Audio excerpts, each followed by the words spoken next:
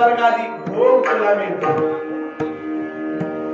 आणि पाप केलं तर नरकाला जाते.